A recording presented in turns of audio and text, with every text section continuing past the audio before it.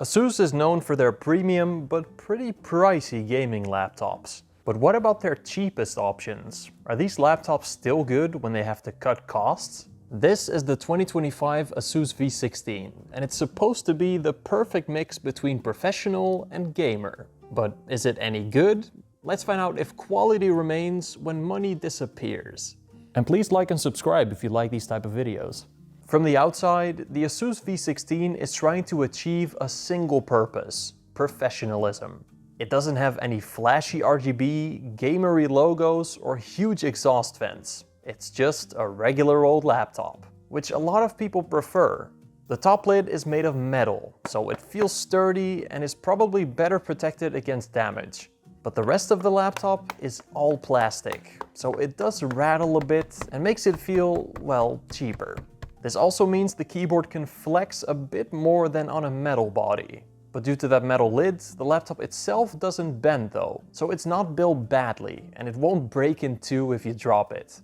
It is on the thicker side for a laptop, but that's logical since it needs quite a bit more cooling.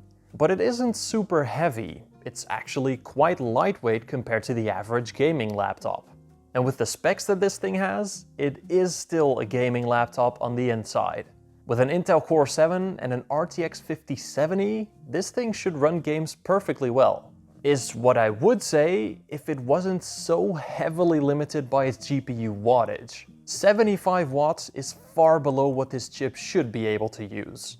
Now this model is almost the top spec for the V16. There are lower GPU options as well, which are quite a bit cheaper. But we're gonna have to see how this thing performs. I'm really curious about how it'll handle those tight power limits. Now the V16 actually has a really good port selection for a cheaper laptop. But I do wish it had an Ethernet port or at least an extra USB-C port on the right side as well. Its charger is relatively big, but actually on the smaller side for a gaming laptop. But that is because it's only 150 watts, which really is not enough for a laptop with an RTX 5070. You could use an even smaller brick if you want to though, because it also supports USB-C charging. Okay, now onto the keyboard. The letters on the keys have a professional font on them and it has a numpad on the side, so it's perfectly suited for more office-related work. It has a single color backlight, so nothing too flashy, but it does get very bright. And here's what the keys themselves sound like. They are nice and clicky, but they don't have very long key travel. And since the body is plastic, it flexes a little bit during heavy typing, which doesn't feel amazing. It's perfectly fine for normal use and definitely not a bad keyboard, but I do notice it in comparison to laptops with better build quality. But what about its trackpad? It sucks. It's made of plastic, so it doesn't feel very high quality, but it is horribly balanced, and my unit has this weird double click on the left side. And the actual click itself feels like you're crushing an ant under a napkin. You also need quite a bit of force to press it down, so your hands get tired pretty quickly. Look, 99% of people use a mouse on their laptop anyways, so most of you probably don't care, but it's just not great. But one of the most important parts of a laptop is its display. And for its price point, the screen on the V16 is actually pretty decent. Yes, 1200p at 16 inches is a little blurry. It's not the sharpest display in the world. And unfortunately, it can only get up to 300 nits of brightness, so outside use is gonna be painful. But with a refresh rate of 144 Hz and decent pixel response times, it's actually pretty nice to play games on. It does have a little ghosting, but not nearly as bad as on the LOQ15, so it really does play quite smoothly. The colors are also pretty decent. I'm not sure about its color accuracy, since that varies between different models, but this one has high contrast, nice colors, and pretty good looking blacks. In well-lit areas at least. In the dark, there's quite a bit of backlight bleeding. It is a matte display as well, so you don't have much reflections, but there is quite a bit of glare from lights. Its hinge is a little on the loose side, so it does wobble a bit, but it still feels sturdy and you can easily open it up with one hand. And it also opens up to a full 180 degrees, which is nice. Now, usually cheaper laptops have the absolute worst speakers you've ever heard. Most people use headphones anyways, so it's a pretty easy part to save some money on for laptop manufacturers. So how does the Asus V16 sound?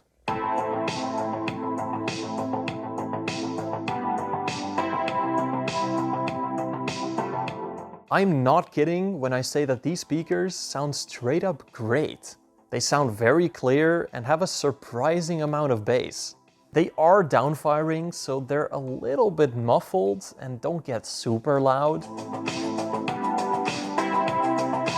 But these might actually be the best speakers out of any laptop in this price range. So if you use your speakers a lot, this guy is pretty great.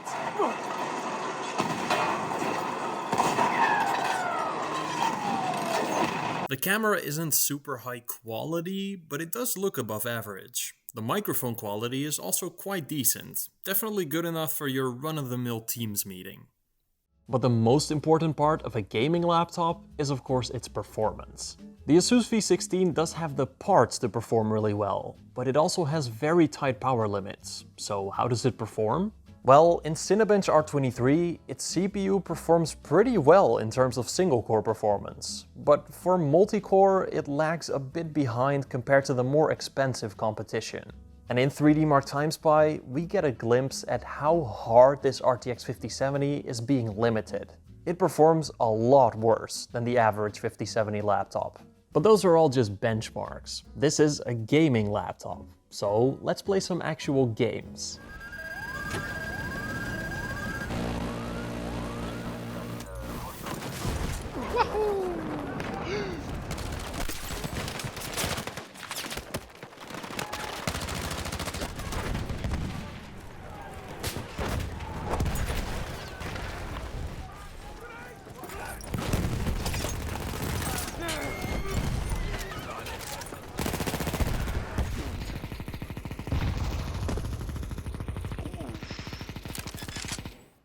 No, you... Paco, you are teaching. The last one is...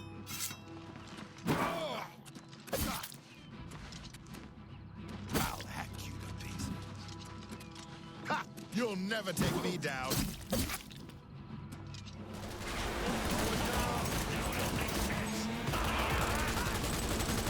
What's it going on?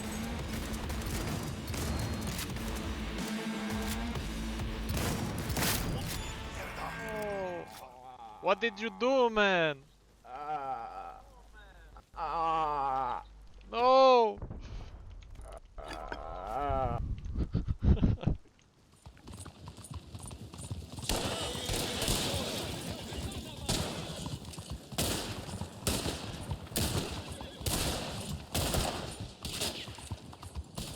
So in terms of performance, it's a bit of a mixed bag. It does run every game, new and old, pretty damn well. Since it doesn't have to run them at such a high resolution, it gets high frame rates most of the time. But that RTX 5070 in here is severely power limited. Since the V16 has to share 150 watts between both the CPU, GPU, and all the other components in the laptop, it really doesn't have much power left for that 5070. So it only runs at around 50 to 60 watts at best.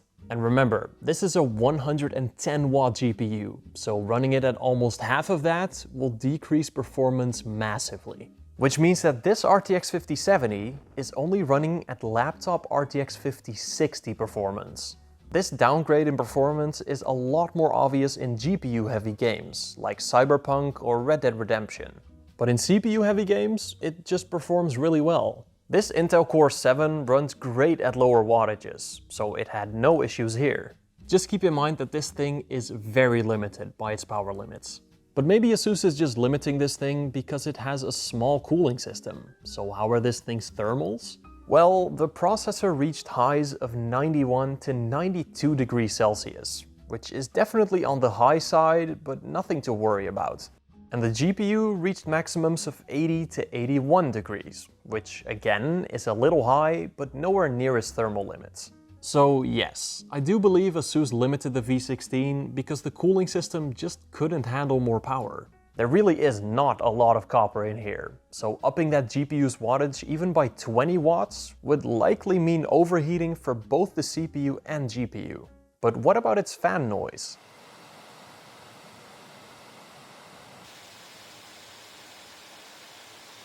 Well, it's a gaming laptop, so it is pretty loud. I guess you could say the V16 is about as loud as a V12. With the silent profile though, it stays completely silent and the fans almost never turn on, even under heavy use. So what about its battery life? The Intel processor in here is more budget oriented, so does that mean it uses more power? Well, I tested battery life in two scenarios, under light use and during gaming. In the light use scenario, I played a YouTube video until its battery died, with the display at full brightness at 60 Hz and with the dedicated GPU turned off. And yeah, it didn't last super long. That Intel Core 7 processor is not an Intel Core Ultra 7 processor, and that does make a difference. Most Ultra 7 processors have low power efficient cores as well as efficient and performance cores. But this Intel Core 7 doesn't have any low power efficient cores, so it uses a lot more power on battery. And keep in mind that during actual use, this number will likely be a lot lower. So I wouldn't trust this thing to last a full school or work day. Now in the gaming tests, I played Battlefield 1 until its battery died with the same settings as before. And like most gaming laptops, it didn't even last an hour. Remember, if you want to play games on battery on the go, buy a gaming handheld, not a gaming laptop. But these machines are quite upgradable, because they're usually a little bit thicker. But some budget laptops scrap upgradeability to save that little bit extra money. So how is the V16? Well, fortunately, it has quite a bit of options. It has fully upgradable RAM, so if you want more memory, it's very easy to do. It does only have one M.2 SSD slot though, so storage upgrades are a bit harder, and it's also got a Wi-Fi card slot, which could be handy in the future. But what makes or breaks this thing is its pricing. It's very clear that they've cut some corners on the V16 to make it cheaper. So how much does it cost? Well, not as little as you might think. This RTX 5070 model can be found for around 1,500 bucks. Ouch, right? But wait, there is a cheaper model that is a lot more worth it in my opinion. The RTX 5060 model with an Intel Core 5 is a lot cheaper at around 1,000 to 1,100 bucks. And there are even lower spec models, but those are a lot slower.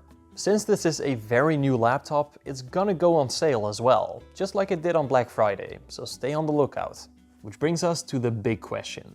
Is the 2025 Asus V16 worth it? I would say no.